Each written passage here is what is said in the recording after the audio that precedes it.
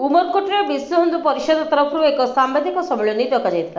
जो मुसलमान मानकर दिनकू दिन किभली उत्पाद बढ़ुची से विषय कहुई तथा रोहिंग्या मुसलमान माने महाराष्ट्र तड़ा खाई किभली भावे नवरंगपुर जिलार गाँ गहली आसी निजर पतियारा वृद्धि करुछंती से विषय सरकार निहाती कठोर कार्यानुष्ठान तथा दंड विधान करी ओडिशा को रोहिंग्या मुक्त करी देश को मुक्त करंतु बोली मतव्यक्त करथिले। महाराष्ट्र घटनार पुनरावृत्ति जेपरी न हो बोली श्री सुनील साहू श्री बालकृष्ण पट्टनायक कहिथिले। जतबेले महाराष्ट्र रे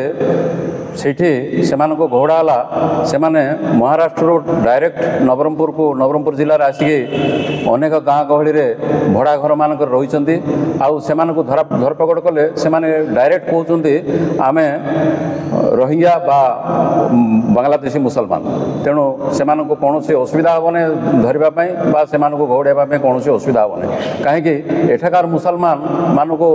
समस्त परिचित समस्ते जानिचंती सेमान सहित आमर कौन भेदभाव नहीं किंतु भेदभाव अच्छी ये जो वर्तमान रोहिंग्या आसछंती सेमान सहित आमर भेदभाव अच्छी तेणु सेमाने आम भारत रु जातु बा ओडिशा रु नवरंगपुर जातु मूलोत्पाटन करंतु सेमाने एठार उपद्रव न करंतु बा आमर सहित अन्य मान सहित अशांति न करंतु सेति आमे चाहूँ। द्वितीय समस्या है मझिरे आम युवक संघ भाई तथा विश्व हिंदू परिषद तरफ स्टेप निया जो विदेशी रोहिंग्या माने आम नवरंगपुर जिले में आसी उपद्रव करुले से गहड़ाई किंतु दुख परितापर विषय पुणी से आम नवरंगपुर जिले में बसवास कर अनेक माँ भौणी मान को निर्यातना दौरान अनेक लोक को थ्रेटनिंग दौरान तमें कौन कर आमे मारिकी पलैबू तुम किए धरी पार ना ये प्रकार से कहते